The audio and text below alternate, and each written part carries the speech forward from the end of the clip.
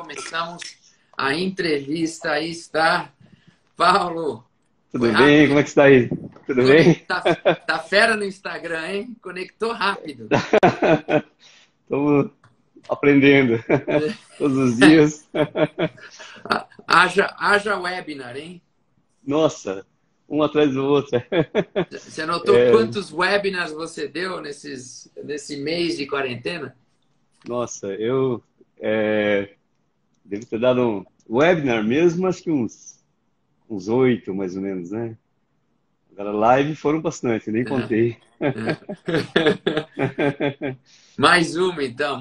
O Baratieri aí, ó. Sim, Grande com bastante Baratieri entrando prazer. também. Olha só, professor Né? Baratieri, Que honra, nossa, que uma honra. referência mundial, uma Fábio referência para Andretti. nós. Opa, ó, que Vamos, bacana. vamos entrando, galera, aqui. Eu vou começar a bombardear o Paulo com perguntas. A gente vai voltar lá atrás nas origens. Vamos trazer o Paulo no túnel do tempo para ele contar para a gente da onde que ele consegue tirar tanta ideia boa, tanto conhecimento, tanta técnica. Vamos dissecar a formação do mestre Paulo Cano no Ah, aspecto não, profissional. não mestre, né? Para mim é uma honra, Paulo, poder bater esse papo com você. Você sabe que eu sou um fã. Eu sou um fã da sua personalidade humilde, genial e da sua capacidade de compartilhar ideias e de se reinventar, a tua realmente capacidade de se reinventar. Sou um fã também de você como profissional, sou um fã de você como técnico, né?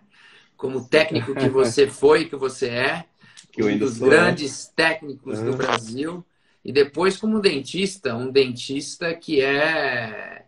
Às vezes as pessoas não entendem, não sei, o quão bom você é como dentista, Paulo. Você faz praticamente tudo com a mais alta qualidade, né? O trabalho de restaurador, o trabalho periodontal, trabalho funcional, né? O trabalho laboratorial.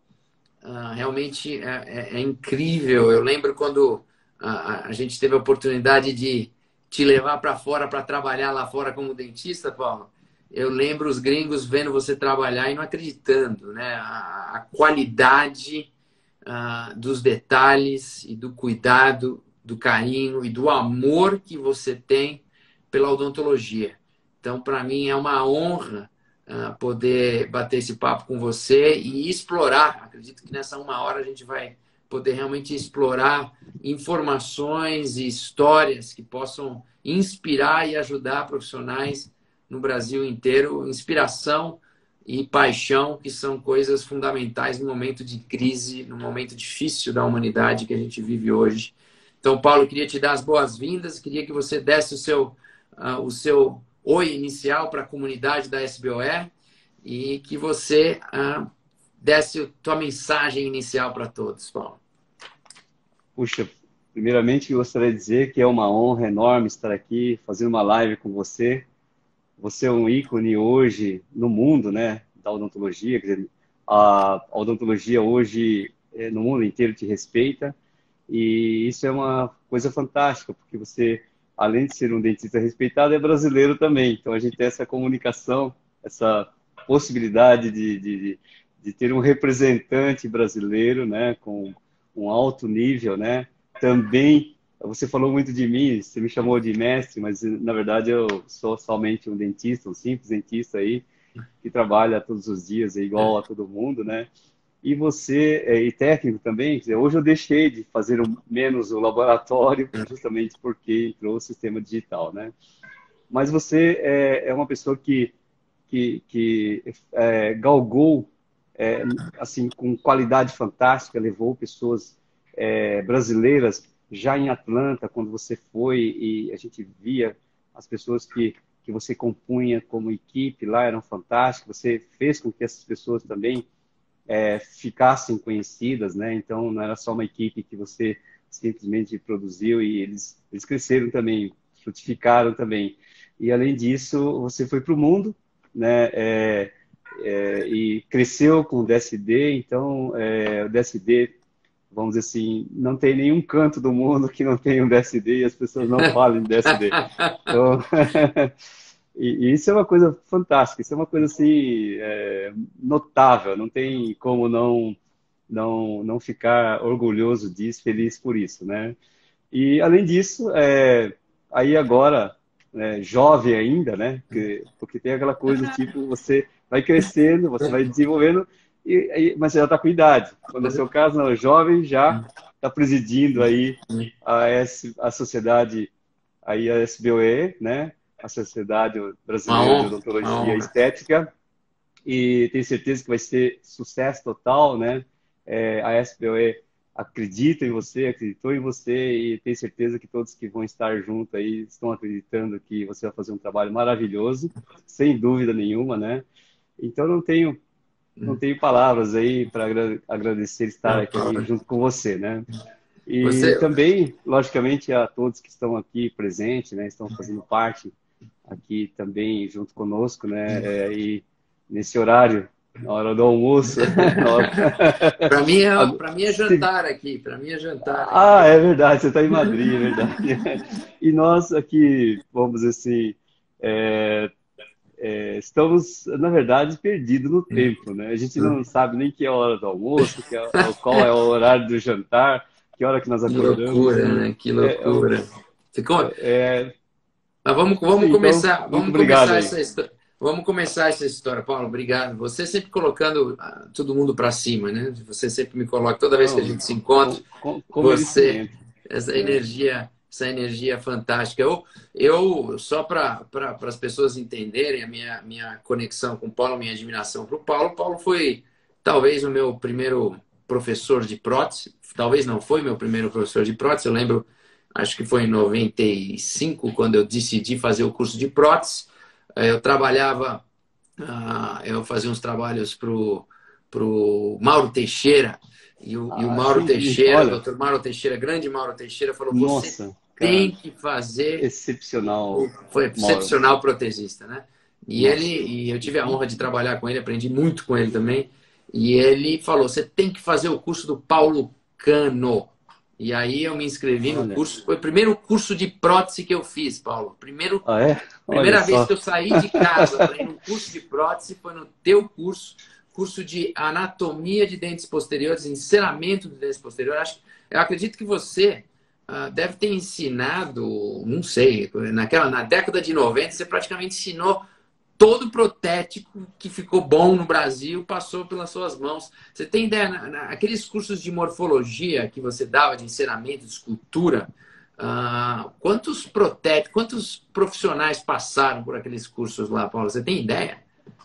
Na verdade, nós fizemos assim, contamos, né, o número de pessoas que fizeram aqueles cursos hands-on, que antes eram de 2 dias, depois passaram a ser de 3 dias, né? Depois aí alguns eram assim mais extensos, mas na maior parte das vezes eram de 2 dias, porque os técnicos não podiam parar muito tempo, né? Então eles só tinham essa É. limitação. Mas nós fizemos uma contabilidade até 2005, só para você ter uma ideia, assim, porque nós ficávamos anotando tudo, Aham. e eu tinha uma secretária que anotava tudo, e foi até 2005, foram mais, assim, não considerando só os técnicos, tá? Aham. Foram vários, Todo mundo. eu já tinha curso para Sim, dentistas também, sim. Solta o né? E número aí. só que não era um curso de escultura propriamente dita, mas eles tinham também outros cursos, né? Foram mais ou menos 11 mil. Nossa Foram Senhora. mais de 11 mil pessoas que fizeram hands-on. Nossa. Mas Isso era é uma fantástico. loucura. A gente Eu vai. tive que parar vamos dizer assim, a clínica e trabalhava no turno da noite. Quer dizer, quando eu voltava, pegava a noite e no dia seguinte eu estava Você viajando. trabalhava Era uma feito louco. loucura. Aliás, todo Trabalhava protético muito. trabalha pra caramba, né? A gente trabalha pra Verdade. caramba com Muito, protético, né? pelo Muito, amor de muito. Deus. Mas, Paulo, vamos voltar nesse tópico. A gente vai voltar nesse tópico do curso, né? Porque, logicamente, esse curso de morfologia é um marco. Eu vou lembrar de uns conceitos que você trouxe para o ensino da morfologia. Você vai comentar de onde que você Ah, tirou é? essas Puxa. ideias e como isso ainda Como pode nós ajudar as pessoas, né? Mas eu queria que você voltasse um pouco no tempo e É. começasse com um pouco de quem é Paulo Cano, assim, como que você cresceu, por que você escolheu odontologia. Aliás, nós dois fizemos a USP, né? A USP, a grande USP de São Paulo, somos da mesma faculdade. E eu queria que você contasse um pouquinho dessa jornada aí, Paulo. Então, na verdade, eu me descobri como, assim, na profissão, quer dizer, querendo, assim, sonhando com a profissão desde os 6 anos de idade. Então, quando eu entrei no consultório com a minha mãe, falei, é isso que eu quero fazer. Só que eu falei isso na frente do dentista, e ele falou, então eu vou te dar um presente. No finalzinho do tratamento, ele deu o presente para mim. Então, começou nesse dia, quando eu percebi que o consultório seria o meu ambiente futuro, né? Seria a minha profissão futura. E no Quantos anos meio do você tinha? caminho, eu tinha, na verdade, 6 anos de idade, né? 6 anos de idade. 6 anos de idade, Aí, aos 13 anos de idade, o meu tio, porque o amigo Eu, dele eu resolvi, eu precisava... resolvi fazer odontologia com 18 anos de idade na fila da FUVEST. Foi quando eu resolvi fazer. Mas, E, diga. e depois eu fui fazer prótese, mas porque o meu tio tinha um amigo que precisava de um aprendiz. Na verdade, não era aprendiz para eles, era uma pessoa que você ensina, né? E no final, eu fui lá, mas é como office boy mesmo, trabalhar carregando gesso, buscando Uhum. gesso e varrendo Então o chão, começou como né? office boy. Começou como office boy. Comecei com, na verdade, o contrato era ser aprendiz, né? Né? Pelo menos verbalmente era assim. Então, eu ficava aprendendo lá o máximo que eu podia, né? Porque era o propósito. Eu gostei da profissão, entrei, sabia. Eu era muito objetivo. Eu sempre faço as coisas de Então, acordo com, com o com que quantos eu, anos você começou a trabalhar no laboratório? com 13 anos. Já 13 anos comigo. esculpindo, no segundo dia já estava esculpindo alguma coisa lá. E você sempre teve habilidade artística? Sempre teve essa visualização tridimensional das coisas? Pegou fácil? Então, eu tinha, na verdade, um irmão que era uma referência para mim, que é o meu irmão mais velho. Ele, ele para nós, né? Ele fez um telefone para gente. Um telefone mesmo, que funcionava e a gente colocava o fio enorme dentro de casa e ele falava de um lado e eu escutava do outro lado e ele fez um telefone, é sério mesmo. E ele fez com... Por isso que eu sei até como é que funciona o aparelho de som, por exemplo. E aí, na cola dele, eu queria fazer também coisas. Então, eu fazia meus brinquedos mecânicos, né? Isso com 11 anos de idade, 11 anos, 10 anos de idade. Eu ficava inventando coisa e eu ficava vendo ele desenvolver as coisas. E aí, ele foi minha referência nessa parte da criatividade. E eu gostava de ver ele fazer as coisas. Sim. Ele tinha 16 anos, né? E era mais velho e ele era maluco. Até hoje, por exemplo, você pega um computador com software que você fala, isso aqui é coisa para doido, né?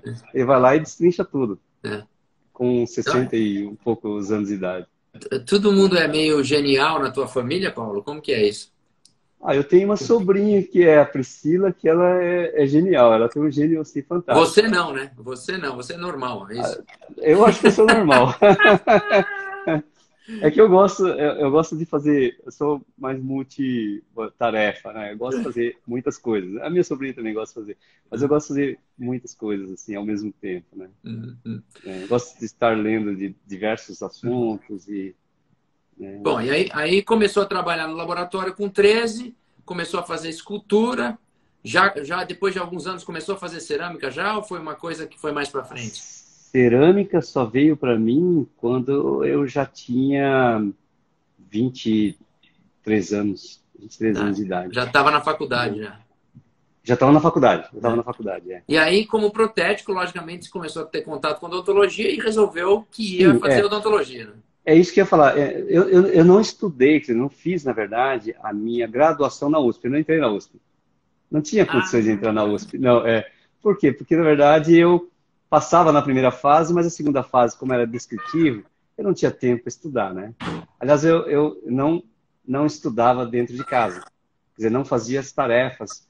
Eu só fazia no meio do caminho, no ônibus, dava um jeito no intervalo e terminava todas as tarefas quanto, se pudesse, durante a escola mesmo. Não chegava em casa eu tinha que ir dormir, né? Porque não tinha outra alternativa. Hum. Na verdade, eu fui professor na USP lá, né? Ah, eu sabia que tinha. Eu sabia Edmir que tinha Matson, ouvido.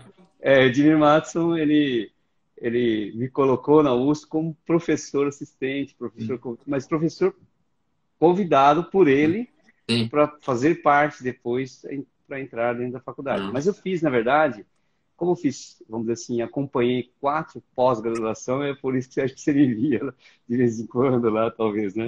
uhum. Porque eu ficava na faculdade direto, quer dizer, desde 85, né, até 2000, 98 eu ficava na faculdade, na biblioteca, estudando. Então, ajudava em alguma coisa, fiz Ah. Eu entrei muitos em corpos de 94, eu prova. entrei em 94, então de Ah, 94 a então, 98 a gente se é, cruzou lá na USP. 96, acho que não, 97 fui convidado para ser professor lá, né? Então, e fiquei um ano lá, né? Hum, hum. Atrapalhando os outros professores. Agora, Paulo, e quando que você quando que você percebeu a tua vocação para ensinar? Quando que você resolveu começar a dar curso? Puxa vida, isso você sabe que isso é uma coisa assim, para mim, foi um dos maiores desafios que eu já tive na minha vida. Por quê?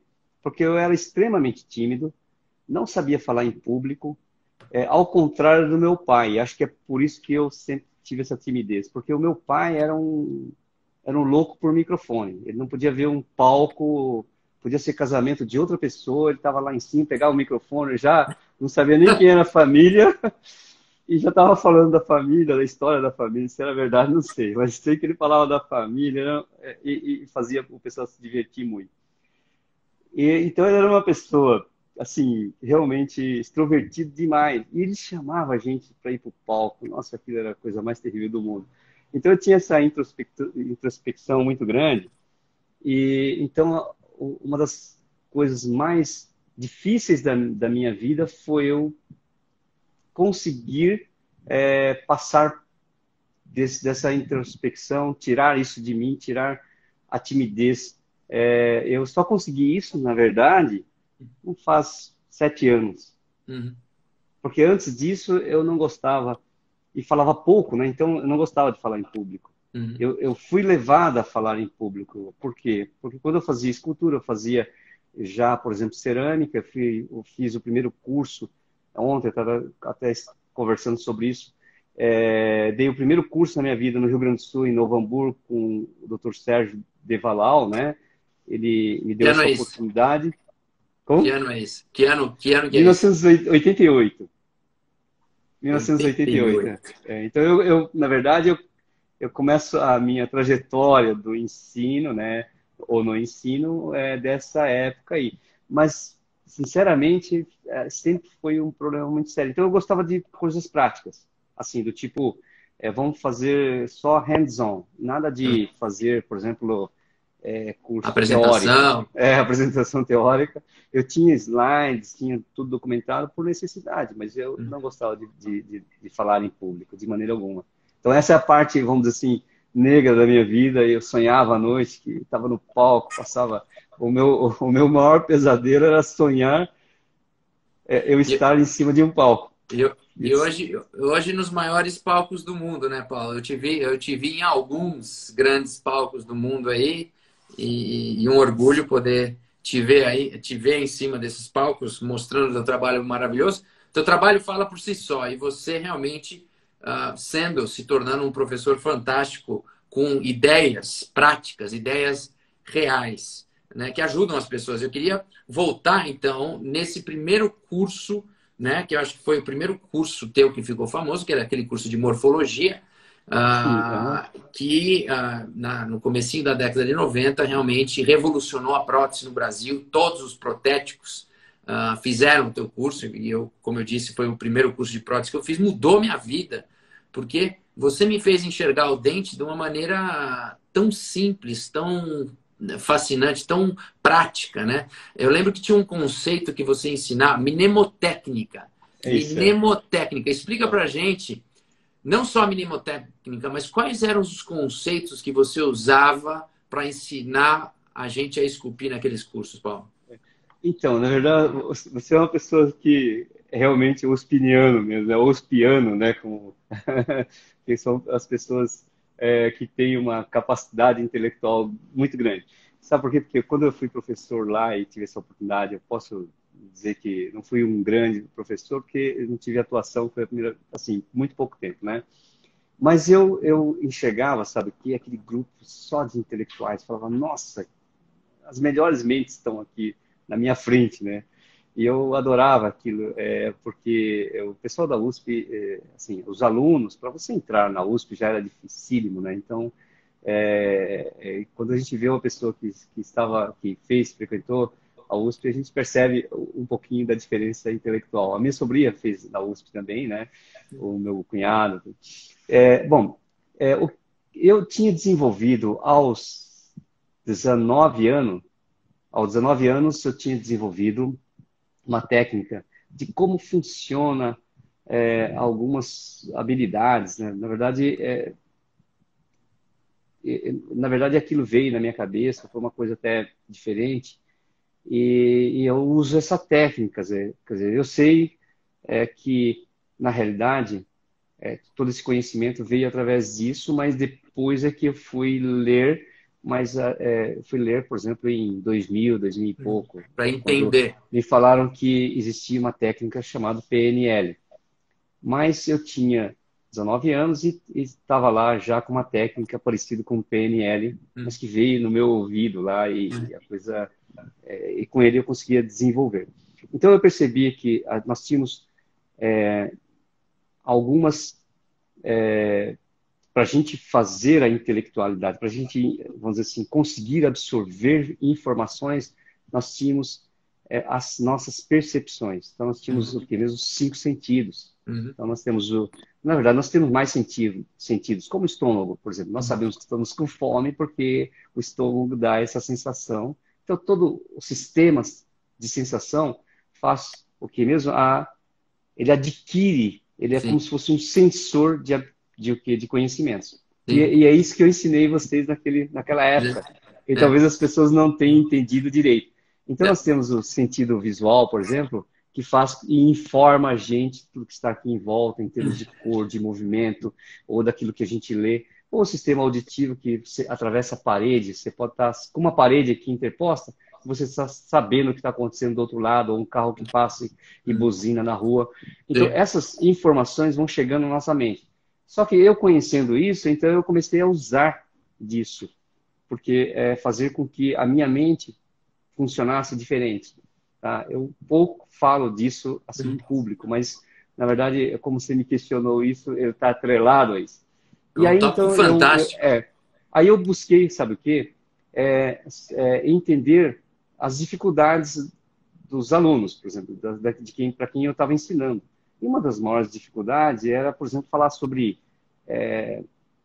algumas classificações dentais, ou estruturas e nomes de dentes, de estruturas, e aquilo confundia as pessoas. Então, eu comecei a usar essa técnica, que depois que eu comecei e desenvolvi essa técnica, aí eu soube, no curso de inglês, que aquilo se chamava técnica mnemônica. Aí eu falei, então isso é uma técnica mnemônica. Então, quando você já entrou no meu curso, já tinha um nome para minha técnica. Na verdade, Mnemotécnica. é, Mnemotécnica, só para o que pessoal usar entender. o Só pro... sistema de mnemônica. O que é o Não, sistema de mnemônica? É era fantástico. você usar da analogia. Então, Exato. no sistema de inglês, por exemplo, que era o aprendizado que usava essa técnica, eles falavam assim, então, vamos dizer assim, guarda-chuva. Você não vai lembrar de guarda-chuva em inglês, mas você falar kabum, aí você vai lembrar. E aí de algumas coisas que eles tinham lá como técnica, aí você sabia o nome em inglês. Então, essa associação de coisas Sim. que já tem ou pré-existe no seu cérebro, e você usa disso, então Sim. você faz com que a pessoa conheça rápido o que Não, você está querendo dizer. a, Então, a por minha exemplo, comparação, Paulo, a minha comparação, sabe quando a gente está com criança e a gente olha para as nuvens e a gente tenta ver figuras nas nuvens? Olha como isso parece com isso, parece com aquilo. você Aham, fazia a gente enxergar o dente fazendo essas comparações que facilitavam com que o nosso cérebro interpretasse a forma e conseguisse aham, expressar isso através das nossas mãos. Então, cada aham. detalhe dos dentes É. tinha uma comparação que era um papel que você dava com os desenhinhos e a gente Sim, aham. repetia esses desenhos e a hora de ir para a cera facilitava Já estava, então, tremendamente. estava Era na sua cabeça. fantástico. Por exemplo, só para dar uma ideia, quando a gente fala assim, então tem A a asa da mesa gaivota, que o oclusal, pessoal, tem pessoal é, lembrando, o é, cabo do guarda-chuva, a asa da gaivota, o W, o que mais que tinha? Cada dentinho então, tinha tinha o coração e o fígado, lembra? o coração Então, invertido. só para falar do coração, por exemplo, se você fala assim, então o limite da mesa Linguicinha. oclusal, limite da mesa oclusal, o cara não tem nada que É, conecte com é, a mente dele. Aí você fala, não, o limite da mesa oclusal tem a forma de um coração. é. Aí você enxerga aquele coração, aí você esculpe. Aí Pronto. você fala Não, assim, você tem o matou. coração e você tem. Então, O essa pessoal tá analogia, quer lembrando dizer, aqui, ó, a linguicinha e o ali- símbolo da Mercedes. O primeiro molar superior, o símbolo da Mercedes, Paulo, matou o molar, cara. Matou o molar. Você vê aquilo, você reproduz o molar. reproduz A aquilo, hora você que... sabe como é. é. Genial, Agora, a genial. linguicinha tinha outra conotação, na verdade. A linguicinha começou, sabe onde? Em Minas Gerais. Aí só tinha, era um grupo só de homens. Eu falei assim, mas aqui só tem homens, aqui não tem mulheres, mulheres, e aí a pessoa que organizou. Ele falou assim, não, eu escolhi só homens aqui porque o mundo da prótese é só de homens, né? Então aí uma pessoa começou a brincar, mas falando conotações sexuais. Então eu falei, então você pega e comecei a colocar essas Ah, conotações que facilitaram todo mundo. ah, Todo mundo que entrou na jogada daquela pessoa. ah, ah, ah. Então, então comecei a colocar essa conotaçãozinha. E eu lembro também, fora isso, você dava então essa parte artística de realmente praticar o cérebro, treinar o cérebro a enxergar, né? Aham. Enxergar em 3D, eu digo isso, né? Enxergar em 3D.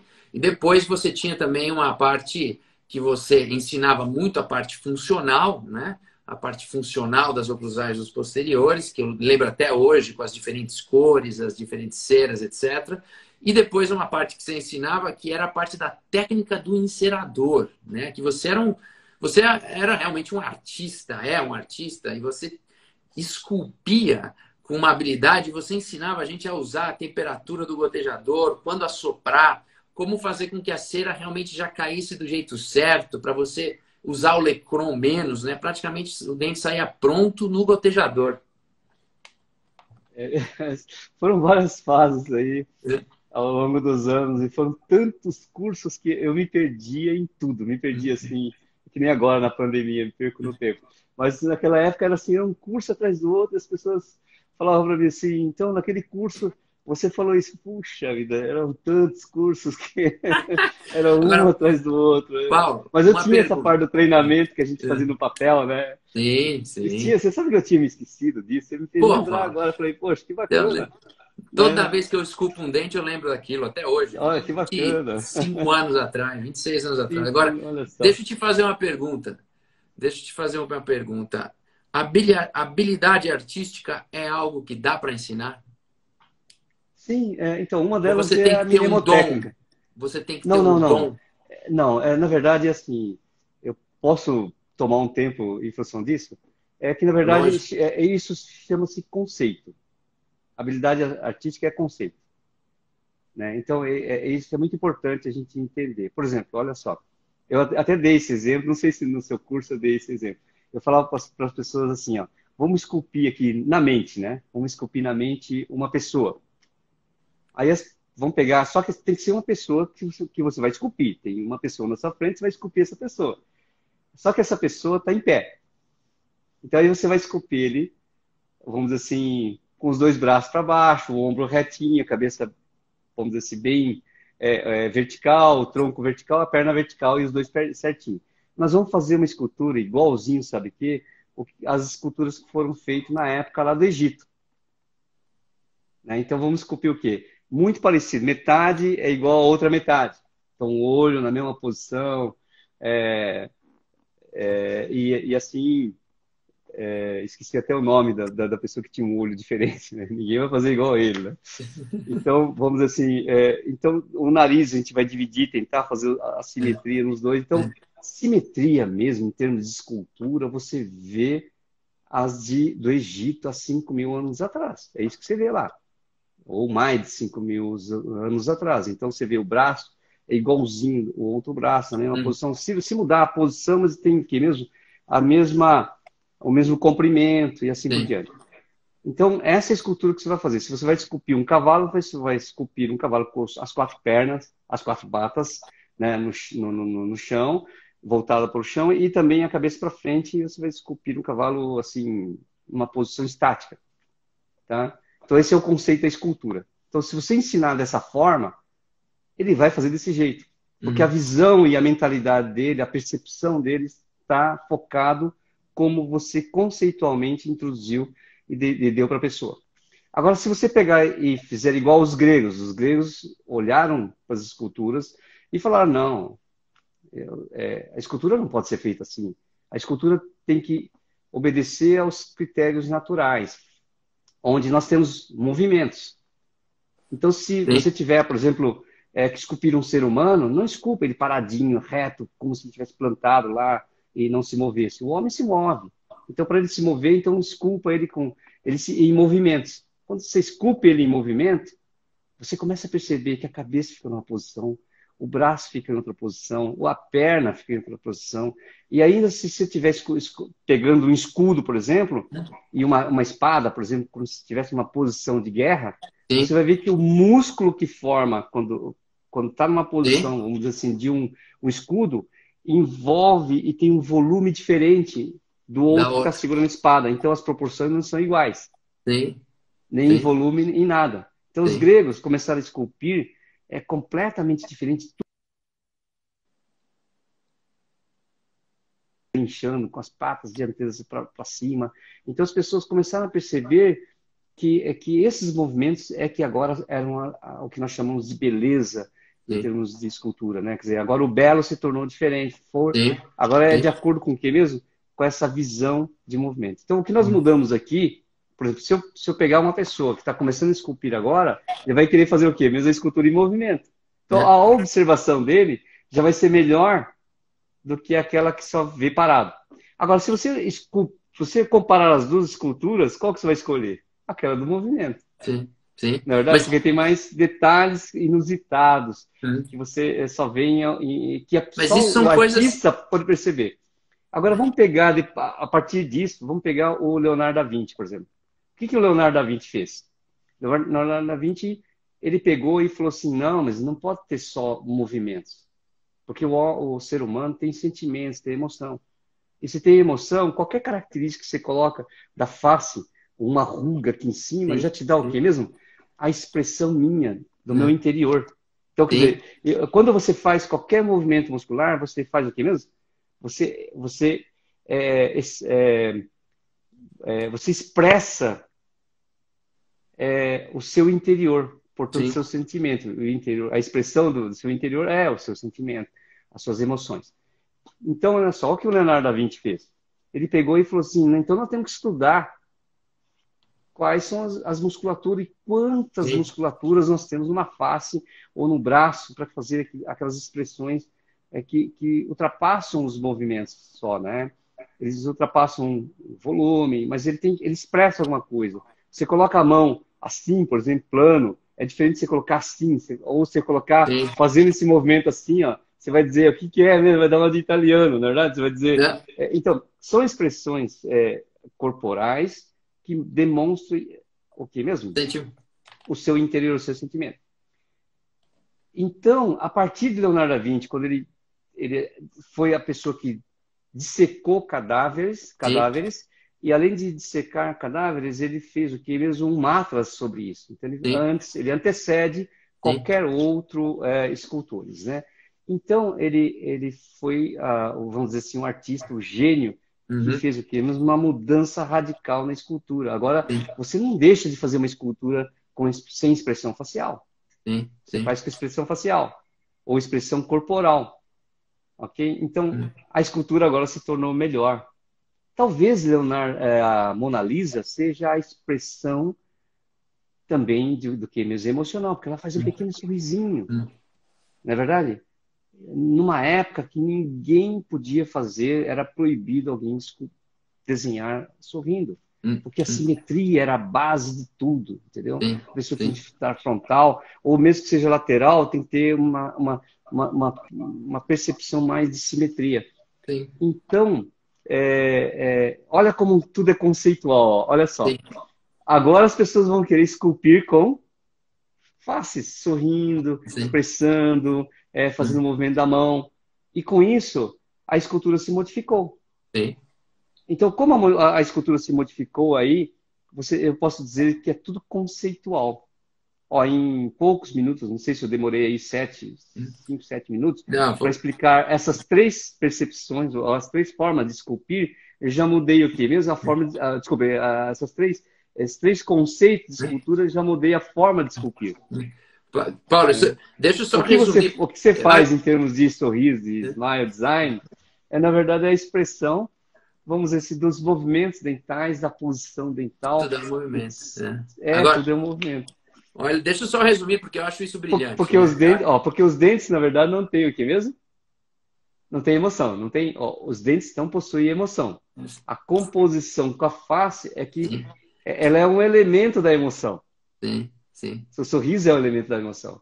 né? Então, ela compõe, na verdade, a estrutura facial, com a estrutura facial, o que nós chamamos de emoção, de alegria, de sentimentos, né? História da escultura. Resumo, para quem quer anotar. Resumo. Escultura antiga no Egito trazia simetria. E você vai nos museus, você percebe isso. A escultura na Grécia trouxe o movimento. E para isso estudou-se como que o corpo humano gerava esse movimento.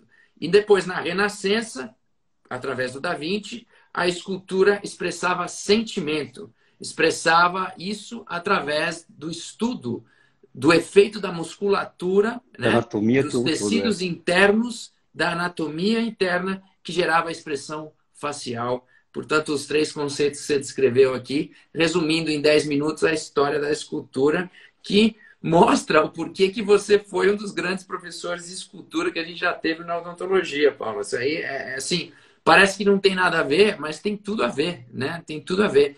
E hoje em dia a gente tem que estudar a dinâmica facial, a dinâmica do lábio, as Uhum. assimetrias faciais para Sim, sim. entender como que você bota um dente, que é um pedaço rígido, né? Como você falou, como que a Uhum. gente faz esse arranjo para que tudo faça sentido junto, né? Uhum. E esse estudo da natureza, Paulo, podemos dizer que esse estudo da natureza, esse estudo da história que você tem, você estuda a história, você estuda a ciência. Eu lembro batendo papo com você na época do início do digital, né? E você trazendo conceitos que às vezes até me perdia na profundidade das tuas explorações mentais aí. Mas essa paixão que você tem pela natureza e pelo natural levou você a atingir os mais altos níveis de habilidade de reprodução da natureza com as suas próprias mãos, né? E isso me traz ao ponto agora de tentar ver com você explicar essa mudança para o digital, né? Uhum. Que eu vejo agora que essa mudança para o digital foi também uma demonstração de amor e paixão pelo natural. Sim, sim, sim. Foi por isso que você mudou, não foi, Paulo? Aham.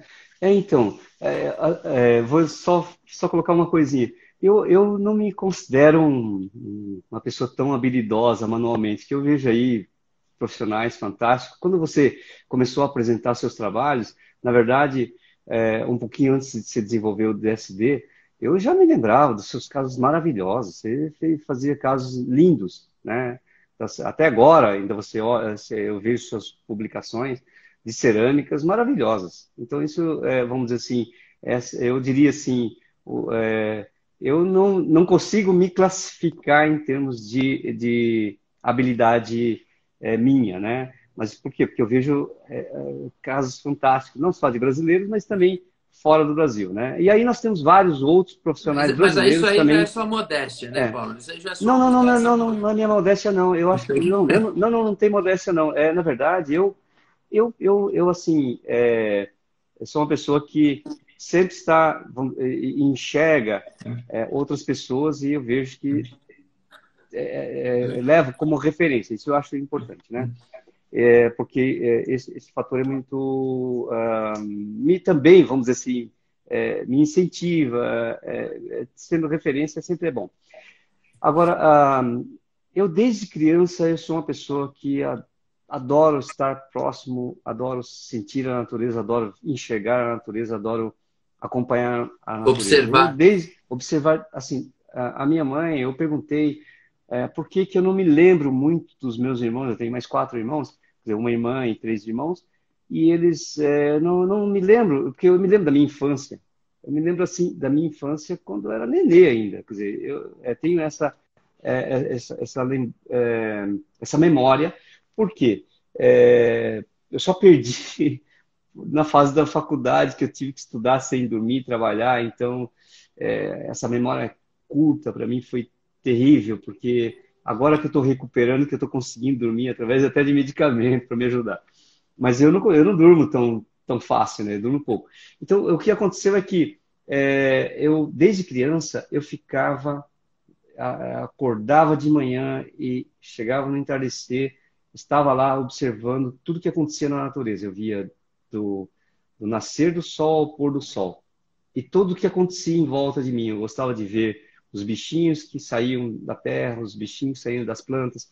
Eu gostava de ver tudo isso aí. Então, a natureza me fascinava demais. Então, eu saí do interior de São Paulo, muito triste, tá? Muito triste, mas eu chorei o último dia que eu saí e fui lá em frente onde eu ficava, no local dos últimos momentos, e fiquei a viagem inteira memorizando a natureza para não esquecer mais, porque eu sabia que podia não ver mais. E vim para São Paulo, para a grande cidade. Eu tinha consciência de tudo isso. E tanto, então, a natureza sempre fez parte da minha vida. Eu sabia desde criança, quando alguém falava que tinha uma estrela, eu sabia, até há pouco tempo, eu sabia toda a constelação que tinha no céu. Só para você ter uma ideia, eu estudei astronomia, né?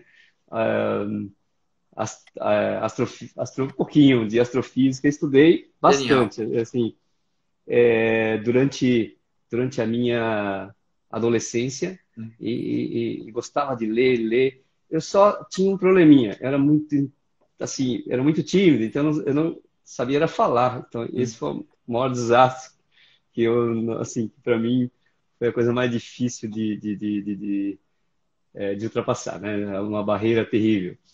E então quando eu descobri que era possível você replicar a natureza dental, no caso aí, pela tecnologia ou com a tecnologia, poxa, aquilo me fascinou demais.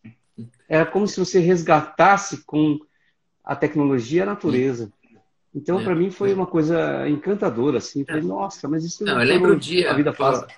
só para botar em perspectiva aqui para as pessoas, talvez muitas pessoas conheçam essa transição que você revolucionou a odontologia. Você revolucionou a odontologia, Não claro, sei se eu... com várias contribuições de diversos profissionais, mas você teve um papel fundamental em uma das grandes histórias da odontologia digital. Foi você que começou, né? Que é a reprodução da natureza. Nenhum software pensava nisso, nenhuma empresa pensava nisso, né? Enfim, para mim, eu lembro o dia que você me chamou para conversar sobre isso e você falou, né? Imagine eu na tua frente, o meu grande mestre Paulo Cano, Não, que mexe não. ensinou a gente tanta coisa. Enfim, é a maneira como a gente te vê, Paulo, com muita admiração e respeito. E Obrigado, Ariel. você me falou, olha, Cristian, eu descobri uma coisa, né? Daquele teu jeito quietinho, humilde. Eu descobri uma coisa que eu não vou ficar mais esculpindo dente com a mão e assim, porque eu acho que dá para fazer melhor com tecnologia. Como assim, Paulo? Não vai esculpir mais dente? Não, não, porque dá para fazer. Eu acho que o futuro vai ser diferente nisso aí, né? Imagine para mim, Paulo, ouvindo de uma das pessoas que você está falando que você não é tão diferenciado na escultura, mas para mim o teu trabalho é fantástico, uma das pessoas que eu vejo com mais habilidade, né? Falando para mim que, através do escaneamento da natureza, a gente poderia replicar a, a natureza de maneira melhor. Ou seja, se você com todo o seu conhecimento morfológico, com toda a sua habilidade, estava abraçando um novo desafio por paixão à natureza, e eu vejo isso claramente, por paixão à natureza, você, logicamente, me inspirou imediatamente naquele momento a buscar isso. Porque se fosse um técnico qualquer, Paulo, que sem habilidade nenhuma, falando para mim, olha, vamos escanear, vamos fazer com digital que vai ficar mais bonito, eu vou falar, bom, vai ficar mais bonito porque você não sabe fazer com a sua própria mão. Eu sou um protético fantástico e eu faço com a minha mão. A minha mão é a melhor coisa que não vai ser substituída, aquela coisa toda. E você realmente mudou a prótese nesse momento porque todo mundo sabia da sua habilidade. Você tinha acabado de publicar o livro Desafiando a Natureza, né? Aquela obra-prima, aquela obra de arte. E aí você logo em seguida vem com o conceito do algoritmo natural, né? Da réplica da natureza através do escaneamento. Como que foi esse insight, Paulo? Como que foi? Conta pra gente a primeira vez que você fez, o momento do ahá, sabe aquele momento? Ahá. Sim, é. Eu tive esse momento, por incrível que pareça. Você é fantástico de fazer, mas é interessante fazer a entrevista aí. Mas eu, na verdade, tinha um probleminha, sabe o que era? Eu peguei os dentes, eu escaneei e tal, e aí coloquei naquela época, eu tive a oportunidade de ter um Serec AC, né? E que fazia o Biocop e tal. E aí eu tentei de todo jeito fazer e não saía, porque eu tinha que reesculpir aquelas minhas restaurações e eu tinha que fazer o quê? Mesmo estética. Não dá para você falar em fazer uma coroa ou fazer uma reabilitação sem que ele faça a composição estética. Então tem que casar com a face do paciente. E aí não sabia como fazer com equipamentos. Posterior saía perfeito. E daí, porque tinha que considerar forma, né, dimensões, lá tal, mas a posição dos dentes e alinhamento dos dentes. E aquilo não saía. E um dia eu estava no carro, aí dirigindo, voltando para a clínica, não sei de onde estava partindo, mas estava voltando para a clínica e de repente falei, nossa, mas é fácil. É só você colocar uma casquinha em cima do dente. Aí eu já peguei o Emerson. É só você roubar a natureza, roubar, natural, né? É só você roubar a natureza. Porque no final das contas, nós queremos fazer o que a natureza fez. É isso que nós queremos. Nós queremos chegar igual à natureza, porque nós temos que refazer a estrutura que faltou. Porque, afinal de contas, não somos um artista plástico, somos um artista funcional. Nós temos que dar o quê mesmo? A funcionalidade. A gente não tem que inventar, né? A gente não tem que inventar, a gente tem que copiar. Tem que copiar e dar, vamos dizer assim, o toque conceitual, o toque funcional de acordo com a ciência, né? Que nós conhecemos aí assim, a ciência. Quer dizer, a arte ela tem que estar envolvida com a ciência com a plenitude, porque o que nós fazemos é uma odontologia, não fazemos obra de arte. Fazemos odontologia. Odontologia você tem ciência atrelada. Nela você tem que incorporar algo que seja assim, que a ortodontia introduziu, né? Que chegou e falou assim, o bom é aquele dentinho alinhado. Então aí você tinha que chegar mais ou menos nesse patamar. E aí um dia eu falei, cheguei já no consultório, já com a ideia nova, peguei o Emerson lá e falei, Emerson, descobri um jeito, vamos fazer o seguinte, a primeira paciente que chegou lá, já estava com as casquinhas prontas, de dentes naturais, já pus na boca do paciente. Falei, nossa. Aí falei, vamos escanear isso aqui, Emerson, vamos ver como é que a gente reproduz aqui em cerâmica. E aí o Emerson transformou aquilo numa cerâmica. Falei, nossa, descobri um negócio fantástico. Matou. Eu ainda mais pulindo, e já tinha nessa ocasião já o bloco Empra-SCAD multi. Já era multi nessa época. Que ninguém queria nem saber. De Empra, que era... Você não sabe o tanto de briga que eu arrumei no mundo inteiro defendendo esse conceito e depois trazendo isso para o fluxo digital completo, para as bibliotecas digitais, né? A gente bateu papo sobre isso. Foi uma guerra, viu? Foi uma guerra.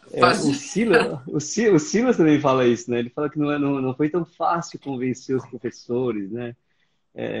Eu imagino que você falando lá com o público, com a população, quer dizer, você pegou o mundo inteiro, então eu imagino quantas barreiras você deve ter. Hoje em dia é maravilhoso. Hoje em dia é maravilhoso, Paulo. A gente vê hoje, né, as pessoas usando. Todo mundo buscando esse conceito. Logicamente, cada um trazendo a sua adição. Informações novas. Ideia, a sua melhoria, né?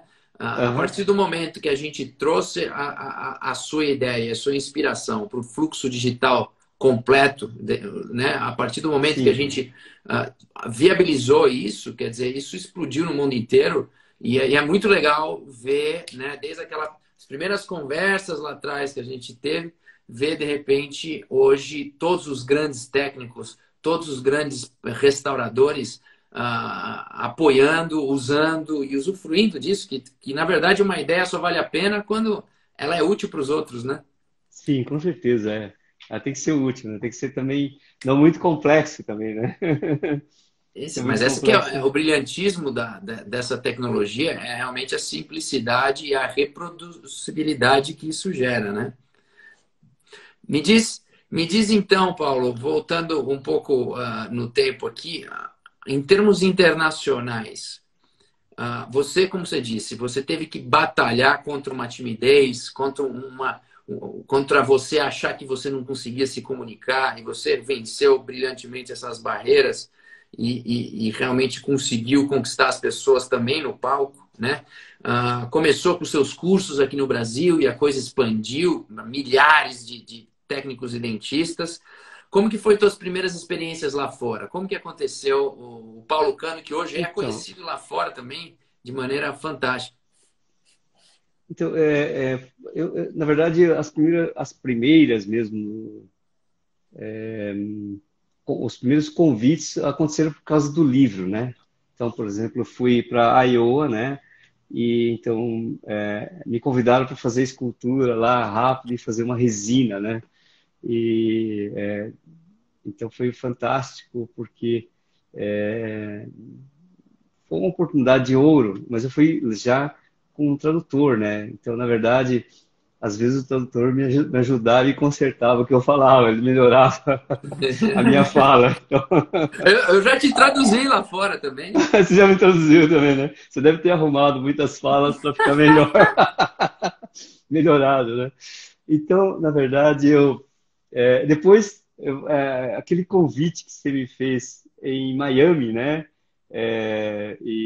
Tive a primeira oportunidade de mostrar nos Estados Unidos sobre sistemas digitais, né? É. E foi fantástico porque depois as pessoas queriam saber do que se tratava aquilo e as pessoas me perguntavam em inglês, eu falava no meu inglês que ninguém entendia também, porque eu também não falava inglês.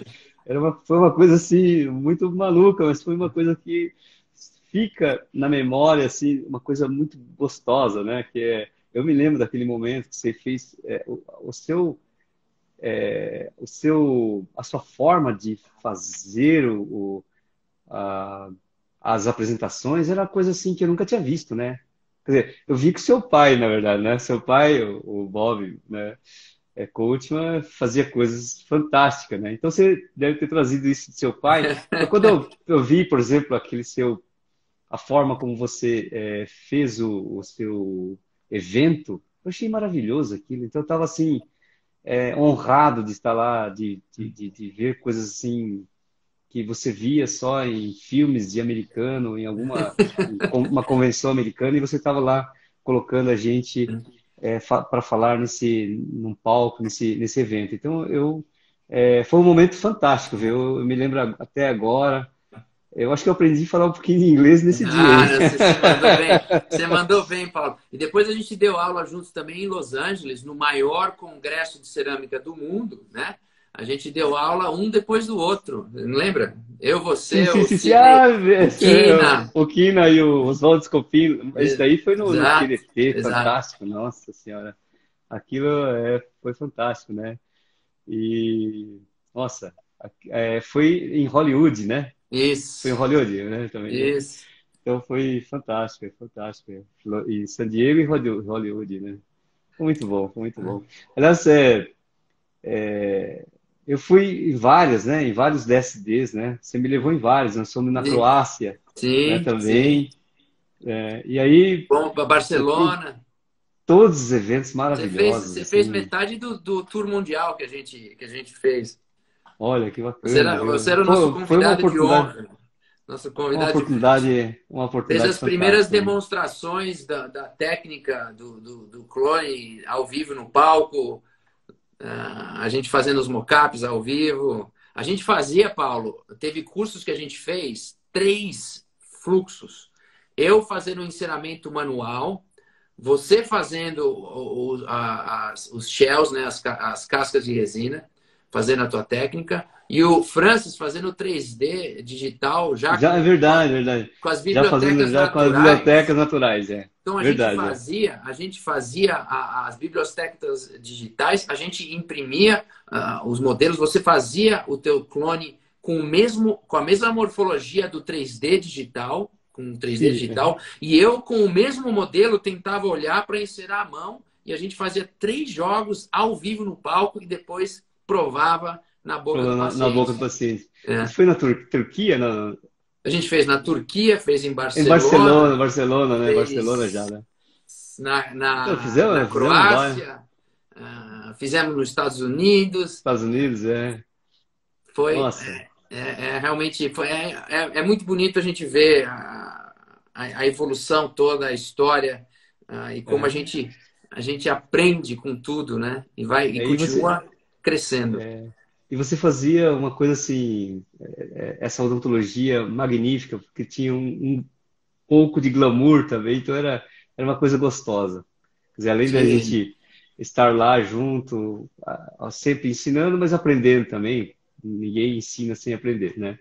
E com glamour, com aquela coisa gostosa de você estar lá junto com todo mundo. Então, isso tem um agora significado fantástico, né? fazer uma pergunta um pouco polêmica aqui, Sim, Paulo. aham. Eu tenho uma paixão parecida pela natureza, né? Pelo natural, Sim, o que eu chamo aham. de beleza natural, né? A Sim, beleza aham. sintética, simétrica, perfeita e a beleza Uhum, orgânica, natural, como você diz, com as perfeitas imperfeições da natureza, né? E eu sempre tentei uhum, me inspirar por essas perfeitas imperfeições da natureza, tentei reproduzir com a mão e depois agora com o digital. E eu vejo hoje na internet, né, uma quantidade enorme de antes e depois, onde os depois são extremamente. E não estou aqui julgando os procedimentos odontológicos, mas estou julgando o design, né, a qualidade morfológica das restaurações, que eu vejo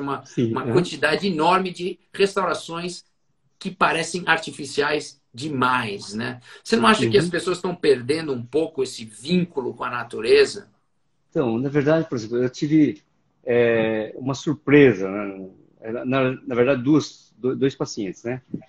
Assim, eu fiz casos clínicos, né? Na verdade, não fui eu que fiz pessoalmente, mas é, numa das pacientes eu fiz o mocap. Então, eu fiz o mocap, ela adorou o mocap, mas ela disse para mim assim, ó, você colocou esse mocap, ficou muito legal, mas parece natural. Eu não quero assim. Ótimo. Então, eu fiz algumas fotos dela e tal. E aí, no momento que eu coloquei ela para fazer o caso clínico em um curso, né? Então, ela já pediu para a dentista lá, ó, eu quero o meu quadradinho. Aí ela falou assim, mas quadradinho como, né? Não, quadradinho retinho e na forma retangular, assim. Os dois dentes centrais retangular, lateral mais quadrado, canino quadrado. Eu falei, não, você vai fazer dentes naturais. Aí eu fiz um novo mocap, né? E daí, aliás, desculpe, fizemos um novo mocap e terminamos o caso. Bom, ela veio para mim e reclamou, falou assim, chorando, né? Falou, eu quero que você faça do jeito que eu pedi. E chorando. Eu falei assim, poxa, então ela quer mesmo o quadrado. Agora não tem como, porque ela está chorando. Ela É, veio pedir para mim, falou, vamos fazer o quadrado. Aí é, fizemos o quê? Um mocap, cortamos o mocap. É assim que você quer? Ela falou assim, é assim que eu quero, é assim que eu pedi para você. Né? Você não pode fazer diferente. Pô, fizemos uma pastilhas Mentex nela. Aí, então, para responder essa pergunta, eu acho que tem aquela coisa do ser humano. Quer dizer, o que é o ser humano? O ser humano sim. tem conceitos de beleza. E, por exemplo, outro dia, tinha uma pessoa que tinha uma camiseta toda, no meu modo de pensar, muito feia. E ele estava em casal. E eles falaram assim, ó, nós estamos vendendo essa camiseta. Quem quiser, né, entre no site, alguma coisa assim e tal, e busque. Poxa, deve ter vendido um monte, né? Porque tem gente que gosta daquele estilo. É, Sabe? É uma coisa interessante. Então, hoje eu levo em consideração realmente o que o paciente quer. E não só o paciente, mas o dentista também. Tem né? dentista que gosta do dente do cerradinho. E não tem jeito de você convencer. Hum. Então, acho que depende disso, sabe? Depende Depende do paciente, no fim, né? do paciente e do dentista, da percepção do dentista, da percepção da beleza, né? Que o dentista ou o paciente tem. Hum. Mas Assim eu. como ele tem na cor. Mas Então, nesse. agora, eu estou desconsiderando uma coisa chamada falta de habilidade, tá? Estou desconsiderando isso. Estou considerando os que têm habilidade, Sim. mas têm um gosto próprio, né? Assim, diferente, né? Isso é uma boa Agora, maneira. Um gosto agora próprio. falta de É uma habilidade maneira é educada. sempre um problema muito sério. Assim, sempre a Mas, nossa profissão exige que você tenha habilidade, né? Que você construa essa habilidade, mas você você sabe que desenvolva essa eu tive habilidade. experiências depois que eu aprendi esse conceito do que eu chamo de copy-paste, né? Copiar, colar a natureza. Sim, Ah, copy paste, boa. copy-paste, que é o que a gente fala hoje em dia, né? Aham, Ah, sim, não só copiar e colar a natureza, mas copiar e colar o projeto inicial também, perfeito. em Todo ele, né? provisório, copiar e colar o provisório na prótese final. Quer dizer, o digital traz essa vantagem do copy-paste, né? Que é uma das grandes vantagens que a gente sempre comenta, né? Quando eu Aham, comecei a fazer, porque, como você lembra, eu rodei o mundo dando curso de sim. enceramento, né? Escultura na mão, feito na mão, Fazendo é. tudo na mão, ao Não, vivo. não sei se você sabe disso. Né? E tem gente que não quer mudar, eles continuam fazendo o que você fazia e eles adoram, e fazem casos muito lindos. Não, lógico. Então, vamos dizer assim, para quem foi pro digital, né? Então, agora eles têm dois caminhos, né? Né?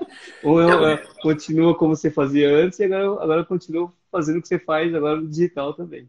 Os dois Então, mas lados. eu lembro, por exemplo, a minha jornada, né, de mudança. Primeiro que foi uma jornada emocional, porque para mim eu tinha muito prazer em fazer o ensinamento, e não só um prazer, Sim, era quase que uma meditação para mim fazer isso para o paciente. A gente fazia ao vivo o ensinamento e sim, botava na boca do paciente ao vivo, na frente de sim. 300 pessoas, e se E o ficasse paciente se ruim, emocionava. ficava ruim na frente de 300 pessoas, então tinha que ficar bom. Então Não, a gente geralmente usava é. a técnica toda para realmente fazer o negócio ficar legal, né?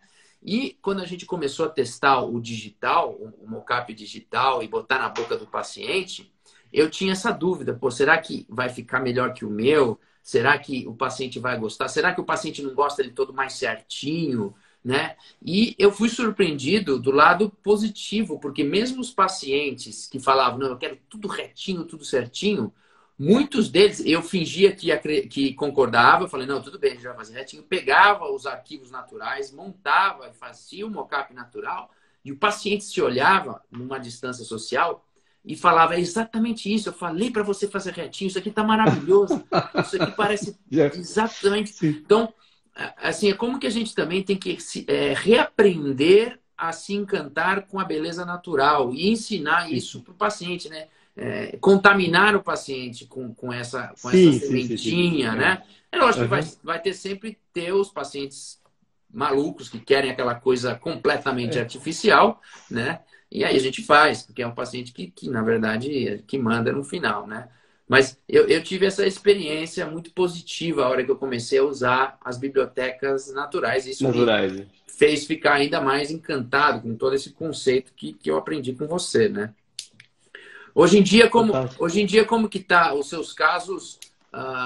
Você faz todos eles monolíticos? Qual a tecnologia que você está usando hoje em dia? Qual é a porcentagem de casos que você tem fazer um cutback, fazer uma aplicação? Como que está Então, a tua visão das restaurações anteriores neste momento, com a tecnologia disponível neste momento? quando eu tenho, por exemplo, hoje em dia os pacientes me procuram para corrigir o sorriso como um todo, mas mais ainda com uma certa idade, o paciente já quer uma reabilitação inteira. Então, ou eu faço uma reabilitação inteira, ou eu faço só uma correção de sorriso. Como tem vindo mais casos assim, por exemplo, eu fiz um caso de um central, tá? E fiz na técnica também digital. Como é que eu fiz? Eu fiz um pequeno cutback, pintei, né? E depois eu só coloquei uma camada por cima e terminei o caso e ficou ótimo o caso. Sim. Só que o mesmo paciente, sabe, homem, ele falou para mim assim, Paulo, mas não era isso que eu queria. Poxa, sempre falaram para mim que você muda o sorriso. Eu falei assim, não, o sorriso eu mudei, porque eu tirei um dente escuro aí que tava com uma prótese diferente aí e tal. Ele falou assim, não, não, mas eu achava que você ia mudar a minha boca inteira. Eu falei assim, não, você veio só para trocar uma coroa. Ele falou assim, ah, não, eu sei que eu vim para trocar uma coroa, mas eu estava achando que você ia começar por ela. Mas, Então mas aí eu faltou diria assim, comunicação aí, né, Paulo? Faltou faltou, não, não, comunicação. faltou uma comunicação e foi assim, ó, foi uma coisa muito engraçada, porque ele olhou assim, e falou, "Ué, mas os dentes não ficaram brancos?" Eu falei, não, velho, os dentes ficaram certinhos, ficou igualzinho agora o dente. Eu falei, assim, mas não queria o outro dente amarelo também. Foi engraçado, mas foi desse jeito mesmo. Então, eu diria assim, ó, que dá para fazer com a tecnologia na forma híbrida, tá?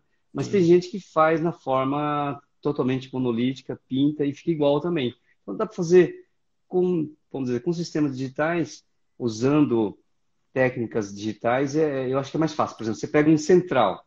O que a gente faz? A gente faz um flip naquele de central. Sim. Então já fica mais fácil. Você não precisa, Ó, vamos dizer assim, despender muito tempo para fazer aquela cópia, né? Já é menos tempo. Então, são várias alternativas para você fazer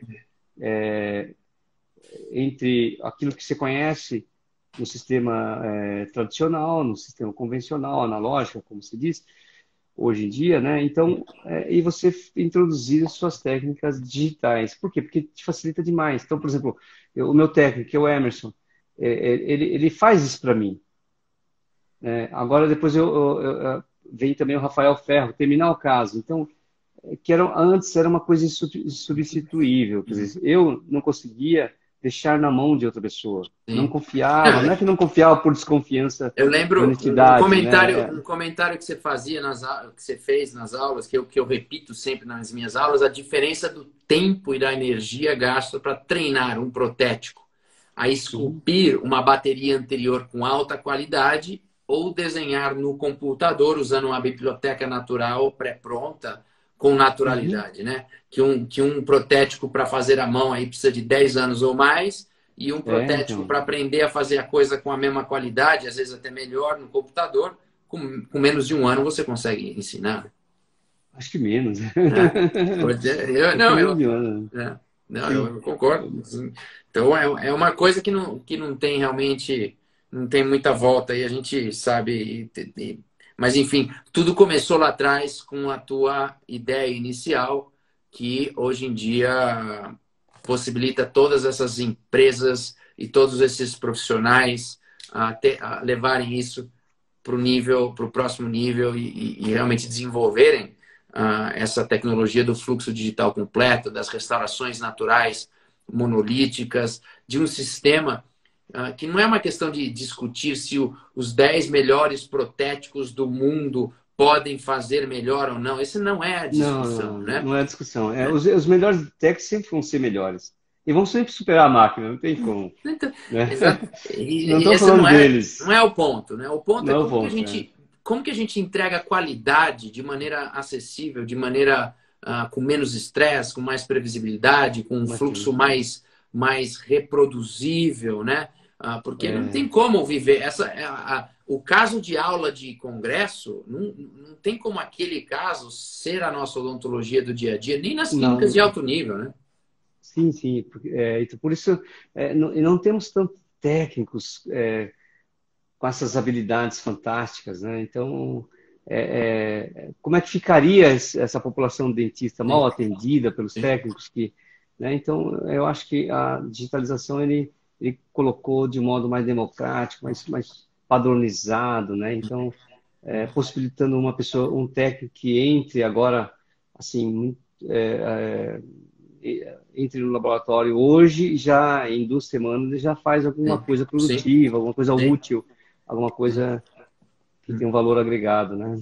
Fantástico. E Paulo, para a gente encerrar aqui, que geralmente a gente faz em menos de 1 hora, a gente está em 1h15 já, e o papo está muito bom. Se deixar, a gente vai embora aqui, horas a fio. E para mim sempre um prazer conversar com você.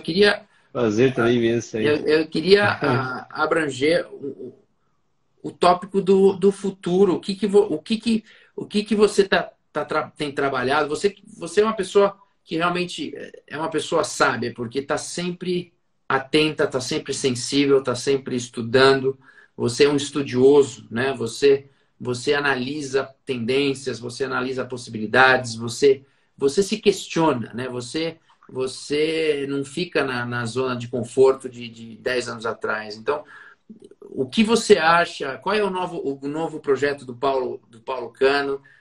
Ou o que você acha que vem por aí? Algo interessante? O que a tecnologia nos prepara para esse futuro próximo aí?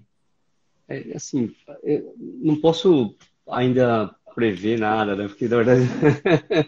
Mas o que eu vejo, assim, que já está aí, né? Não é que seja uma coisa que eu esteja prevendo, mas já está aí. É a inserção da inteligência artificial nos procedimentos. Então, Sim, inteligência artificial aí entra em tudo, né? Entra nos softwares, entra, é, logicamente, nos softwares, né? Mas vamos dizer assim, mas que possa ser usado em equipamentos. Então, por exemplo, já traz a parte mecânica junto com a inteligência artificial, sim, que ainda nós não temos. Nós temos só a inteligência artificial sendo usado em softwares, então são algoritmos ainda numéricos sim. que eles vão trabalhar para você, então vão te dar decisões e tal. Mas daqui para frente, essa inteligência artificial está sendo usada nesses robôs que ainda estamos vendo que simplesmente ainda são também programados por algoritmos, vamos dizer assim, sem a decisão. Porque a diferença entre inteligência artificial e esses algoritmos que são introduzidos, que são o sistema do compute mesmo, Hum, eles são, vamos dizer assim, numéricos, que você só agrega, são fatores de intersecção, então ela vai e faz a ligação. Mas a decisão, não, a decisão já é inteligência artificial, sim. tá? Então vão ter máquinas que vão decidir para você também. Então, Hum, essa introdução da inteligência artificial já na mecânica, ela vai ser o diferencial enorme para a gente. Não estou dizendo aí que vai substituir a mão humana, não é hum, isso. É que vai ter certos atributos sim. que antes era só humano ou humana, a máquina vai poder fazer, né? Por Hum, inteligência artificial mesmo. Aí sim. o consultório aí pode se tornar totalmente diferente, né? Em Hum. função disso. O atendimento se torna diferente. Sim, sim, sim. Na Então, acho que esse é verdade, o passo. o atendimento já vai ter que se tornar diferente mesmo por causa dessa confusão toda e que a gente está vivendo hoje, Paulo. Como que essa crise toda tem te afetado?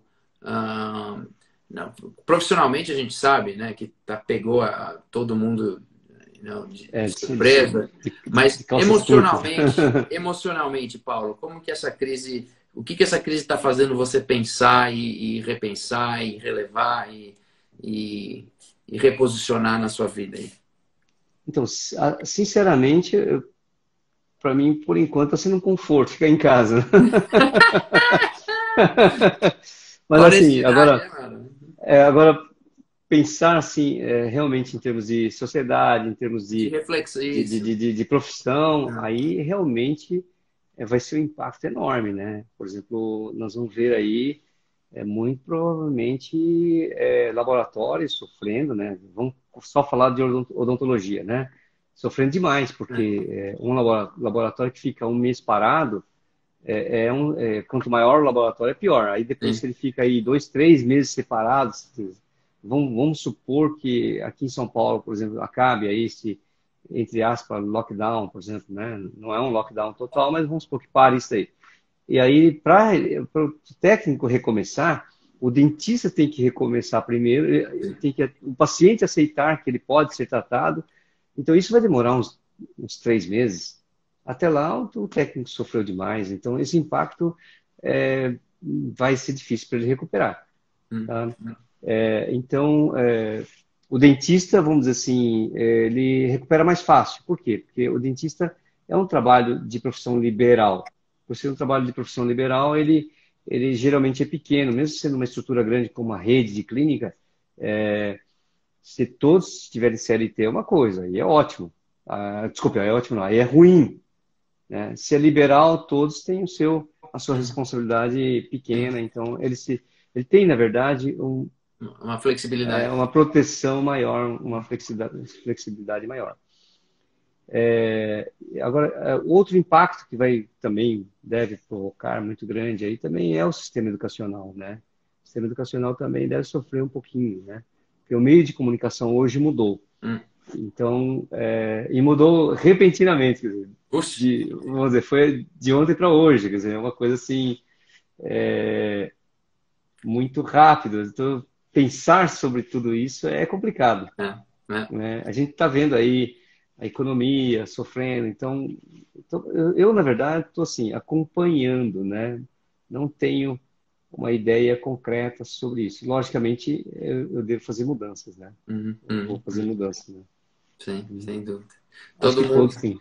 Todo mundo todos tem que fazer mudança. fazendo mudanças profissionais, estratégicas de vida. É quase. Eu tenho que me beliscar dia sim, dia não, para dizer para mim mesmo que isso está realmente acontecendo. Às vezes eu paro e penso, não é possível que a gente está vivendo isso, né? Que loucura. Assim, Mas a Quem gente quer tem que. imaginar um negócio desse? Putz, grilo, não tem como.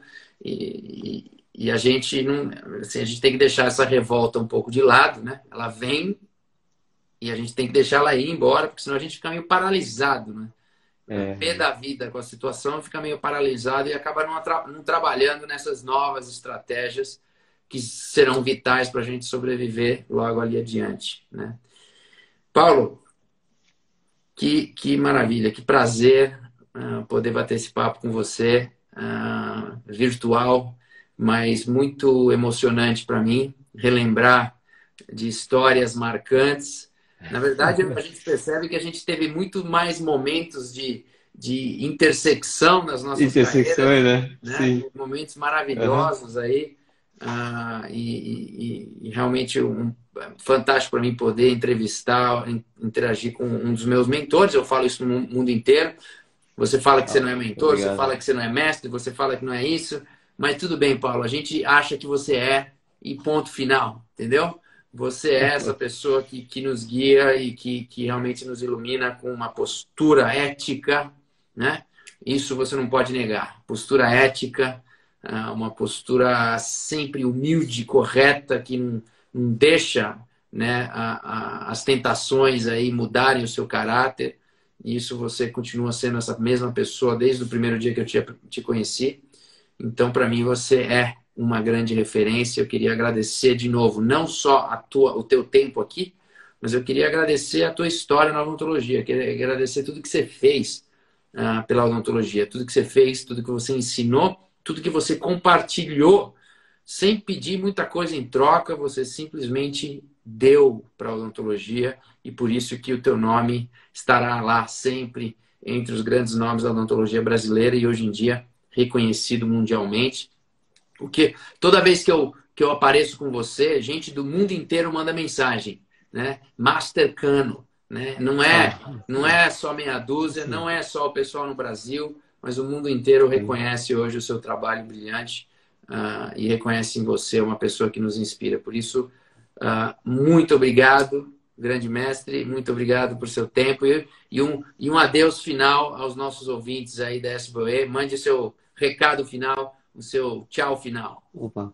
Eu queria desejar para você, Christian, um sucesso enorme nessa sua jornada, né, até o evento, né? E sucesso no evento, né? Presidir aí uma das maiores instituições que nós temos aí de informação, de educação. né, que consegue congregar vários aí profissionais de altíssimo nível, não só do Brasil, do mundo inteiro. E então eu desejo muito sucesso para você, Obrigado. né? Como sempre, né? Em todos os lugares que você atua, em todas as coisas que você faz sempre com sucesso. Então eu desejo muito sucesso para você. Desejo também que as pessoas aí participem, né? Da SPOE, aqui vai ser em Recife, né? Um lugar fantástico, como sempre. Sim, Em Recife, em Porto de Galinhas, né? Ainda, né? exato. Exato. Novembro, se Então, Deus em quiser. novembro, né? Dia 18 a 21 de novembro. Então, participe aí. Vai estar até o Baratieri, estava vendo lá o Baratieri, Vai, né? A Baratieri vai dar Carla aula. Soto, aí a minha amiga Inês Barbosa aí vai estar, entre outros que estão aí fantasticamente, Miguel Stanley aí. Então, vocês não podem faltar nesse evento, que vai ser fantástico. Obrigado, Paulo. Então, parabéns aí, você merece aí essa posição, você merece todo o sucesso do mundo. Tá? Agradeço Sucesso muito aí para todos que nos por essa ouvem também. oportunidade. Então, agradeço a todos que ficaram até agora aqui conosco aí. Obrigado aí. Fantástico. Grande Tá? abraço.